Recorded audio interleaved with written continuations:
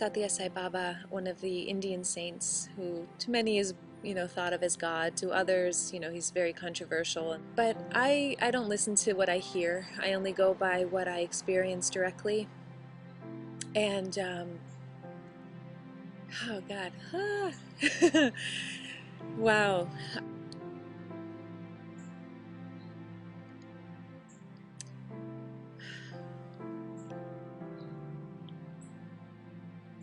I'm going to share a personal story that I had with Sai Baba in India. Some people on YouTube have asked, like, tell your story, tell us, about India. So I went to his ashram after being extraordinarily put through the ringer. I was in a very intense 2-month yoga teacher training, which was very comprehensive and amazing, but it was non-stop, 6 days a week. 5 in the morning we were doing our pranayama, breathing exercises and meditation and, yoga class, and then studying anatomy, and I was just non-stop doing the program, and I had no time to really process emotionally everything that I was going through there. And so I went to, once I finished the course, and it was this major, accomplishment and just celebration, I left on my own to go on a little journey to his ashram, and there are thousands and thousands of people there, and it was very intense. And for what I had expected was everyone kind of like, hey, like in meditation and blissed out, and it was the complete opposite. It was real life, real people, kind of knocking each other over to get as close to the front of the line as possible, like real, human, whatever you want to call it, humanness was present there. And I was just witnessing all of this. It was really hot, and, there are people peeing on the floor because they didn't want to lose their spot in line to get, to see him, because he makes an appearance twice a day. And so you have to wait, a couple hours, sometimes 3 hours to see him. And so I'm here, and there's, a family with lice literally jumping off their hair right in front of me, and this other woman had just peed, and we're being pushed to move forward, and so I have to move, and I'm like in this pee, and I mean, it's just disgusting, and it is what it is. It's human messiness at its peak. And so all of my daintiness and whatever other conditioning I have in me just had to dissolve.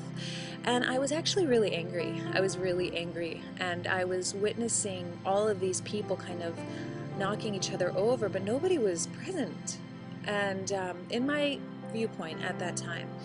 And so my judgments were going off. My brain, my ego was like, whoo, full on. It was awesome. It's just so funny. It's very humorous to look back. And I just remember thinking, oh, my friend and her family, I can't believe they worship this person. No guru or God would ever allow something like this to be the case, to have all of these followers, putting him on a pedestal. And I'm like going off, and so I'm like, well, let me just sit through it, and let me at least wait till he comes out. And so it's thousands of people, and I'm pretty close. I'm like third in line. I got there really early, so I'm in the third row back. And he comes out. There's a stage sort of set up, and he was in a wheelchair at the time. This is 3 years ago. And he comes out, and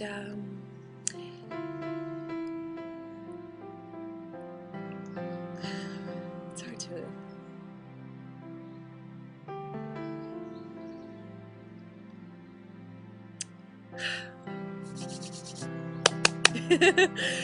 So he wheels out, and he just basically scans the thousands of people with his eyes, and he looks across the room, or the ashram, this gorgeous marble, it's a beautiful setting, aside from the pee and lice and all of that. And I'm telling you, I didn't meet eyes with him. There are thousands of people there, but he just kind of scanned across. And as soon as I saw his eyes and face, it was like this electrical current just went lightning, basically, right through me. And I started to, weep, like uncontrollably, like this energy started moving through me. I start crying so hard. There was no controlling it. There was no worrying or wondering like what anyone around me was going to think. I just started weeping, and it was like I was being exorcised, like purged. And I don't know exactly how to explain it. That's why I've never shared it before, and that's why I'm having a little trouble articulating this story right now. But I got it. I got that this man is not just some guru putting himself on a pedestal and disempowering people. This was somebody. This was, I don't know. I mean, yes, in a human body, but there was so much love present, but without, it struck me about him was that when he scanned the audience, there was no smiling. There was no trying. There was no effort. It was just so innocent. He was just effortless in his presence. He just was. He just was. He just.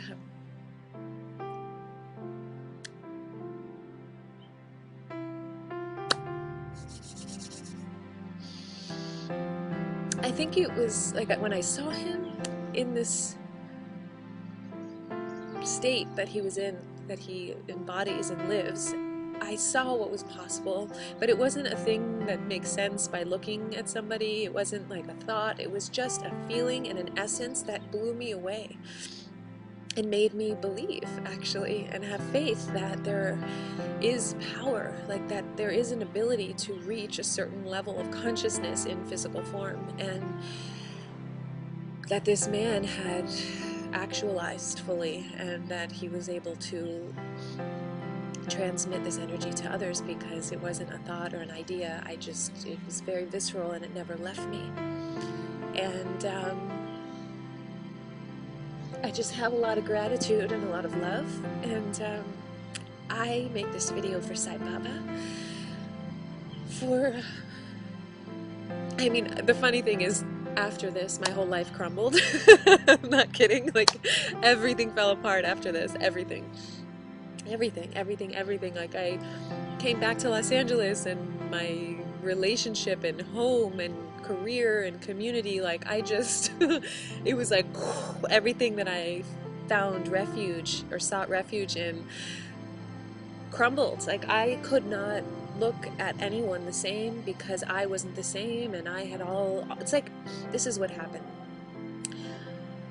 I had painted a very pretty picture of my life, and I had been very comfortable in the role of nice and angel and light-filled and yay, but there was still a lot of unresolved pain and challenge and darkness and limitations and lack mentality and all of these things that I was ashamed of, that I had really stuffed into pockets unconsciously. I didn't know I was doing it.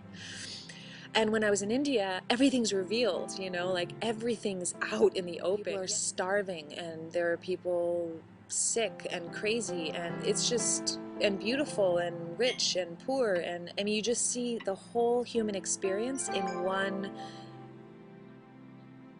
It's like in America and in the Western world, what happened was when I returned, I was just completely shocked. I actually experienced the culture shock when I came back. I didn't experience it in India. I experienced it here because everything was so polished. And so I was projecting all over my neighborhood and everyone because I was just seeing this fake. It looked fake to me because I felt fake.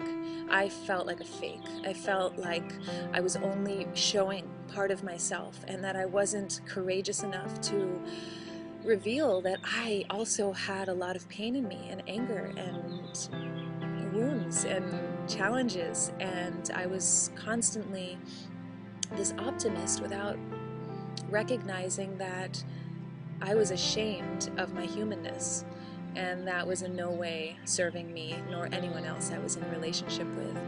So I thank Sai Baba because I do know in my heart of hearts that his glance, his presence, his soul, and his wisdom, and his essence, and whatever level of consciousness that he is from, that I thank him for the love. Very, very destructive, Kali-like, force. but it destroyed my life, and in that it was like my truth has risen up and continues to rise up.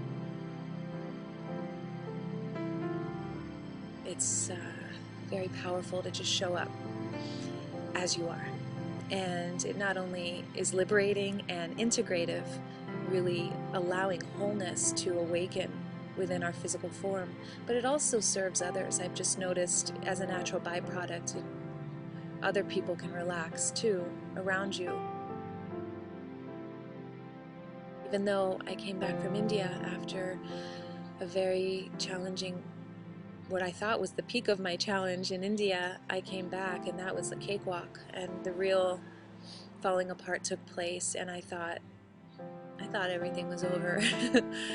And in hindsight, it was just the beginning. You know, it was preparing me for a new beginning. So if you're in a really challenging place, I just speak this from a very compassionate place. Trust where you are and let go.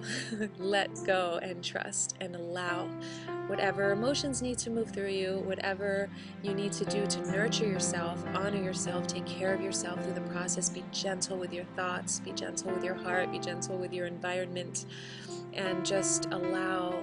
There's so much grace in all of our lives.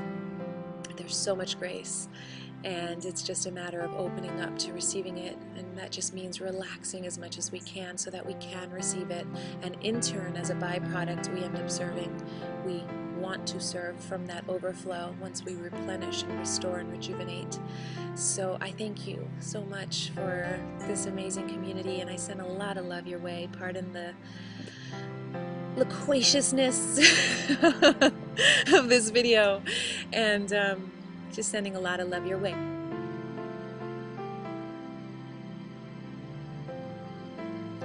Om Bhurbuvaha Swaha Tat Savitur Varenyam Bargo Devasya Dhimahi Dhiyo Yonaha Prachodayat.